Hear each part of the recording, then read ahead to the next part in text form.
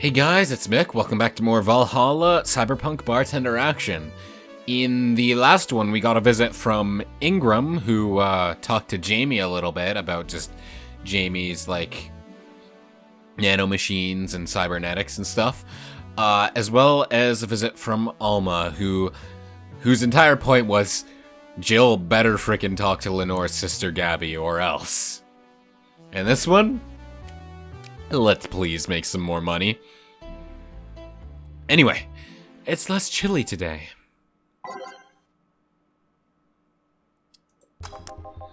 Jill, a kid's looking for you. Oh shit. Norma, hey, it's been a while. How are things going with you? Last I heard from you, you were trying to stick it to your mom. Phrasing. You were trying to rebel against your mom by getting a drink, and we kind of steered you away from that. But you're a kid. You're not gonna be able to give me any money. Damn it. No. Hey. Norma. Phew. You're back. Oh, fuck you. You do know I'm not giving you any drinks, right? Crap, I said it out loud. No, that was something you could have said out loud anyway, because it applies. Yeah, actually, I wanted to thank you. Phew, she thought it was for her. Thank me? Well, for starters, by not complying and giving me alcohol. Everything else would have fallen apart if I had some. Aw, so responsible, Joe. I kind of faced my mom and told her all about the pressure she was putting on me, and said I wanted to figure out what I wanted to do. And, well, she didn't speak to me for 2 days. After that, she told me that'd be a waste to spend money in university just for me to not give it my all. So she told me to still go to the college course, but that I was free to explore. Glad to hear that. And well, I wanted to thank you for that. Me? If I just rushed headfirst into my original plan, things would have gotten ugly. And you were right. I would be hurting her for the sake of hurting. So, thank you. Don't worry about it. I'll leave before it's too late outside. Be careful. Aw, so sweet. I know Anna's probably being facetious, but no, that really is. I'm really glad things are working out for her. Hope she figures out what she wants to do. Shut up. Hey, Jill, mind helping me here? Sure. Make a bleeding Jane, please. On it. A bleeding Jane for Gil. There should be this, and then all blended. Bum bum bum bum bum bum bum bum bum bum bum bum bum bum. There we go. Thanks. Hey Joe, do you hate me? Hate is a harsh word. It's not against you directly, but rather the fact that only I can see you. Like I told you, if they wanted, they could see me. And why can I? You're the main character. Don't know. What are you? A cute girl. Oh, I thought she was going like, what are you talking about? Just not, what are you? Okay. Right. You okay, Jill? Making a lot of faces there. Yeah, just remembering stuff. Could you give me a hand here and serve a beer, please? Sure. A beer for Gil. Keep ordering beer. Just keep ordering stuff for me, Gil. I beg of you. I need the money. Need it badly. Desperate. Thanks. Would you lighten up if I showed you I can interact with the environment? Ma'am, your face just freaked the hell out. Maybe it'll spook me, but let's try. Hey, the interface changed. That's neat. I wonder if I can just... No? I was wondering if I could, change the layout on my own, but... There! Can't see anything. You sure? Yup. Weird. Nobody expects the Dorothy Inquisition! Let me try that again. Nobody expects the Dorothy Inquisition! A little better. Dorothy Inquisition. Dorothy Inquisition. Dorothy Ouch! I bit my tongue. Ugh. Can't believe I'm using the spare tongue so early in the night. Ahem. Honey! Ah, hey Dorothy. I'm making a quick stop for a drink. Can I get a fluffy dream? Sure you can. Oh, but on the go? That's a shame. I want to talk to you some more. You're always a fun time. Nope, don't need more of that. Yeah, sure. What if I put double in? And make it a big fluffy dream and get Dorothy drunk? Let's see what happens. I screwed that up. I needed to age it first. There we go. Thanks! Oh yeah, before you leave. What, are you guys throwing a New Year's party too? Yep. Sure, I'll be here then. Well, I've got things to do, so... You do? Who does what? Sorry, I... sneezed. Great excuse. Weird sneezes. Anyway, I'm out for now. Oh yeah, Joe? Take care of Becky, please. Becky? Who the hell is Becky? Man, she was in a rush. Okay, fuck that noise. Fireworks are sold out everywhere. I'll need to get them through more shady means. She's gonna buy them from the internet. She'll find them and put us all at risk of burning. I'll make sure there's an extra extinguisher at hand. Please. Well, I guess that's it for today. No! No, we've been here for like 2 minutes! Come on! You sure you're fine? I am, don't worry. Hey Jill, mind if I ask a silly question? You've seen my clients, you can assume I don't mind silly questions. Silly answers can get on my nerves though.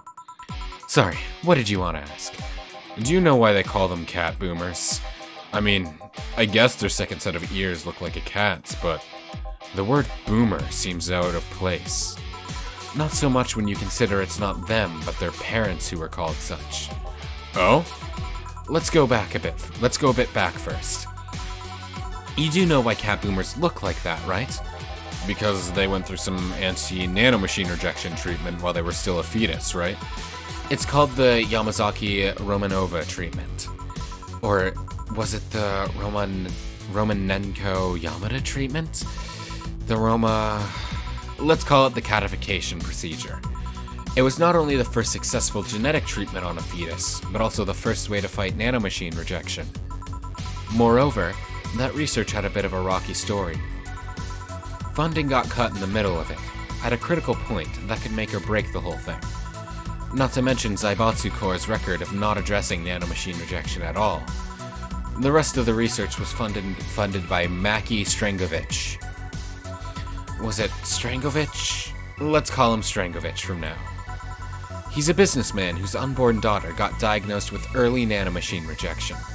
Strangovich funded the research, and in a desperate move, his wife offered herself and her daughter as test subjects. Of course, the experiment was a success. The girl, Sylvia Strangovich, didn't die. She became the living testament of a scientific breakthrough. But then, the story of how things played out for Sylvia got sensationalized in the media, and created a weird fad. Parents made their unborn children go through the Catification procedure, even if they had no ailments at all. All because one particular girl whose life got saved through that treatment became a media darling for a bit. A whole generation of kids with those cat-like protrusions got born. And their parents got called cat boomers? A generation of parents obsessed with those cat-like features. The fad quickly passed, but the term remained in use. Eventually, cat boomer just started being used for people with the protrusions instead of their parents. You keep calling them protrusions. Why is that? Because that's what they are. You didn't think those things on their heads were ears, right? Sure, they can be moved because they're somehow connected to the facial and ear muscles. Thus, they can move like a cat's and react to their mood. But in the end, they're just appendages with no real function. Huh. It still surprises me a bit, though, that the biggest mutation they get after the treatment is just that. Those ears are a small miracle on their own, People have been born with no eyes for less intrusive procedures. You really thought they were functional ears, huh? Let's say I learned quite a bit today. Thank you. Don't worry. I feel like I should apologize for talking so much instead. And keep in mind, I'm fucking up the terms. I don't want you to say someone got protrusions because of a catification procedure. I'll keep it in mind. Wait! What? Yeah, the guy's name was Strangovich. I just remembered Sylvia Strangovich was around my age, and when I was a teen, there were some TV specials featuring her. And I just remembered that I had the biggest crush on her. Now that I think about it, that crush had me very confused back then. And did you need to shout just now? Sorry. In any case, I'm out for the day. Alright, careful out there. Yeah, there's no way I'm getting enough money. It's due tomorrow. I have to make probably like 45,000 in one day if I'm gonna make it. So I'm not. Shit. You've been talking a lot with that Alma girl. Jealous? Hold on. Did Jill want something? Kira Miki poster. Okay. There. Jesus Christ.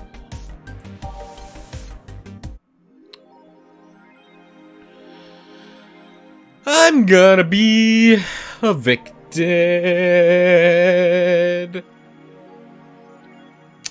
Wonderful. Okay, well, let's check our phone.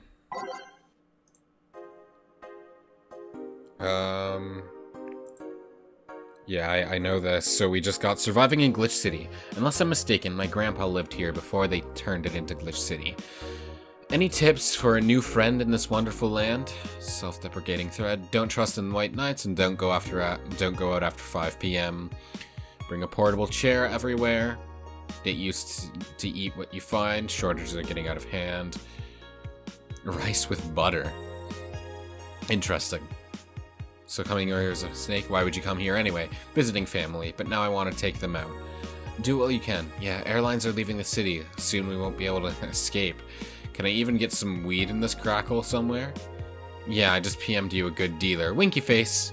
Yeah, cop. And the augmented eye.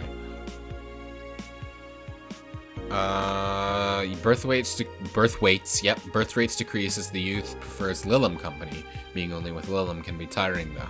At the beginning of the what do you mean? Dorothy's the frickin' best. Take that back. At the beginning of the century, the idea that people would rather be with robots instead of other humans was treated as a joke. But the reality is that the convenience of these kinds of relationships have become immensely popular among Glitch City's youth, to the point where birth rates are beginning to decrease at an alarming rate. Annie Mae, shut your mouth. A 17-year-old student agrees with the general sentiment. It's just so much better than dealing with other people, you know? You can just make your own perfect partner. Oh, and the sex is amazing. Don't even get me started. It's expected that new regulations will soon be announced to address the situation. Wearing socks and sandals in public is now a crime. Good. Gods be praised for silly law I'm all in for. I'd like to say we have the freedom to wear whatever we like in the streets of Glitch City, so long as it adheres to decency rules. However, that's about to change. Glitch City's Department of Public Decency has declared that wearing socks and sandals together is a punishable crime. If convicted, the guilty face 3 days in jail as punishment for using that abominable combo.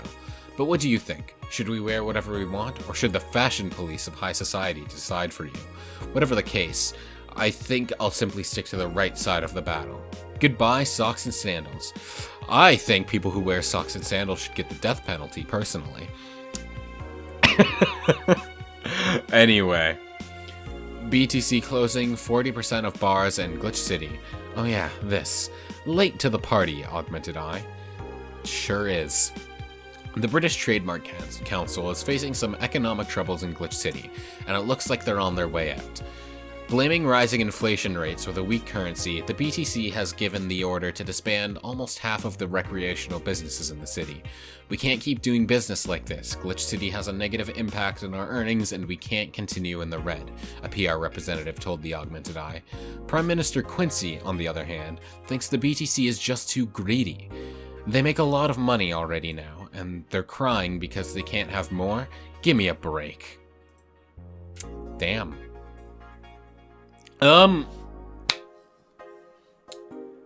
God, you know what the worst part of me not having enough funds for this is? Is that it's freaking entirely my fault because I bought a bunch of these. So that probably drained like an absurd chunk of money. And now I have so much regrets. Oh, well.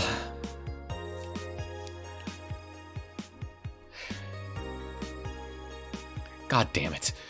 Anyway, that'll be all for now. So, thank you so very much for watching. I do hope you enjoyed. I'll see you in the next one when I inevitably get evicted. See you then.